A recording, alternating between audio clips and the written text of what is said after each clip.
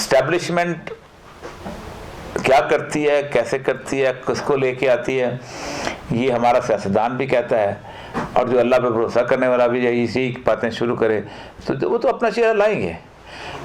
فرعون ایک نہیں آئے گا تو دوسرا آئے گا، دوسرا نہیں آئے گا تیسرا آئے گا. آپ نے تو جو کام کرنا ہے آپ اس کے حساب سے دیکھیں آپ نے کام کرنا ہے. اور دوسری بات یہ ہے کہ یہ سوال کبھی بھی ذہن میں نہ رکھیں کہ میں ہی یا میری تنظیم ہی یا کوئی اور ہی اس ملک میں شریعت نافذ کرے گی، یا شریعت کے نفاذ کی اور شریعت کی لوگوں کو ہدایت کی ذمہ داری خالصتاً اللہ تبارک تعالیٰ کی اپنی ہے. میں آپ سب ہم کوشش کے مکلف ہیں. اگر ہم نے کوشش نہیں کی ہے تو ہم اللہ کے سامنے جواب دیں ہیں، اور اگر ہم نے کوشش کر لی ہے تو پھر اللہ کے سامنے سرخرو ہیں. میں نے شاید پچھلے دفعہ کئی دفعہ کہا ہے کہ قیامت کے دن ہزاروں انبیاء ایسے ہوں گے جن کے پیچھے ایک امتی بھی نہیں ہوگا. آپ دیکھیں کتنے لوگوں نے انبیاء نے دین نافذ کیا ہے. ایک نبی اکرم صلی اللہ علیہ وسلم، حضرت عیسیٰ نے کیا نہیں، حضرت موسیٰ نے کیا نہیں، یوشع بن نون کے بعد وہاں آگے جا کے طالوت والا اس کے وقت ہوا نا حضرت داؤد علیہ السلام. اور دیکھیں حضرت داؤد علیہ السلام کا ذرا واقعہ پڑھیں پورے کا پورا. حضرت داؤد علیہ السلام نبی جس وقت بنے ہیں اس سے پہلے آپ ایک چرواہا تھے، اور طالوت اور جالوت والا جو واقعہ ہوا ہے اس کے اندر آپ نے گھومتے گھامتے وہاں آئے اور آپ ایسا نشانہ لگاتے تھے کہ آپ شیر کی کھوپڑی پھاڑ دیتے تھے. تو اس نے ایسا کیا ہوا تھا کہ اس نے ایک اپنا خود بنایا ہوا تھا، اس خود کے اندر سے صرف ایک آنکھ نظر آتی تھی. تو حضرت داؤد کہتے ہیں کہ میں بنی اسرائیل سے تھے، آپ نے کہا کہ مجھے ذرا سا نشانہ تو لگانے دو. تو انہوں نے کھینچ کے جب نشانہ لگایا تو اس کی سیدھا آنکھ میں لگا، وہ مر گیا. اس کے بعد ان کی فتح ہو گئی. اللہ تبارک تعالیٰ فرماتا ہے ہم نے پھر داؤد کو حکمت بھی دے دی اور اس کو بادشاہت بھی دے دی. تو امام مہدی کے بارے میں رسول اللہ صلی اللہ علیہ وسلم کی حدیث بڑی کمال کی ہے کہ جس وقت امام مہدی جو ہیں وہ اس وقت بیعت ہوگی تو اس کے بعد اللہ ایک رات میں ان کو تمام حکمت کی تعلیم دے دے گا. یعنی اللہ جب تبدیل کرنا چاہے گا تو اس کا کوئی بعید نہیں، تو سارا کچھ ان کو سب کو نظر. تو اصل میں بنیادی طور پر کسی بھی نبی نے، حضرت صالح علیہ السلام ہے، حضرت ہود علیہ السلام، حضرت ابراہیم علیہ السلام نہیں کوئی دین نافذ کیا.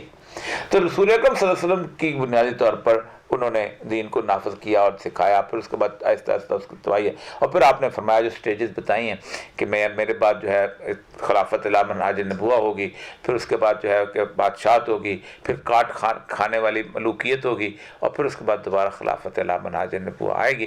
یقیناً آئے گی. رسول اللہ نے فرمایا ہمارا اس پہ ایمان ہے، لیکن وہ آئے گی. ہمارا کام یہ ہے کہ میں نے کام کیا کیا. ٹھیک.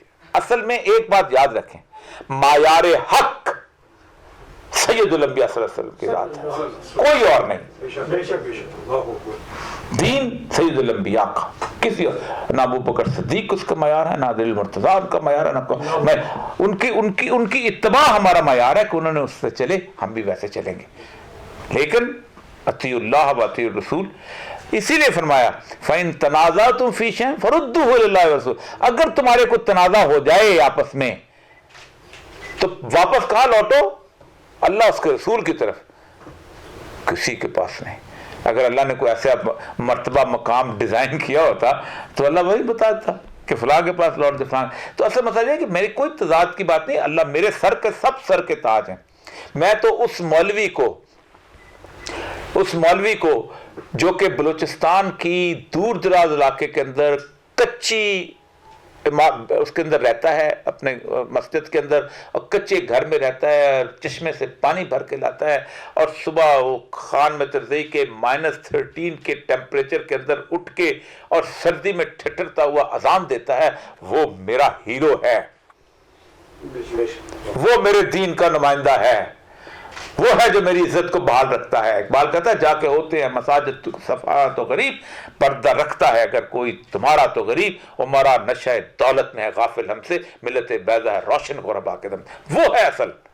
گالی بھی کھاتا ہے، بھوک میں بھی رہتا ہے. کمال لوگ ہیں، وہ کمال لوگ ہیں، لاکھوں لوگ ہیں. آج تک مجھے بتائیے کبھی ایک دن کے لیے کسی مسجد کے اندر نماز لیٹ ہوئی ہے کہ مولوی آج ہڑتال پہ چلے گئے؟ کبھی آج تک کہا کہ آج مولوی جو ہے اس نے تنخواہوں کے لیے دھرنا دیا ہوا ہے ڈی چوک کے اندر؟ سارے کام کر رہے ہیں نظریاتی سطح پہ بھی، باقی جگہ پہ جو کام ہونا چاہیے. فار ایگزامپل جو صاحب کر رہے ہیں، کیا انہیں میں آج وزیر اعظم بنا دوں تو کیا ان کے پاس پاکستان کے ایجوکیشن سسٹم کا کوئی نقشہ موجود ہے کہ جس کے اندر पहली क्लास से लेके एमए तक पूरे का पूरा सिलेबस मौजूद हो? क्या उनके पास कोई इस किस्म का सिस्टम मौजूद है कि जो एजुकेटर्स का हो कि वो तमाम टीचर्स को ट्रेन कर सकें?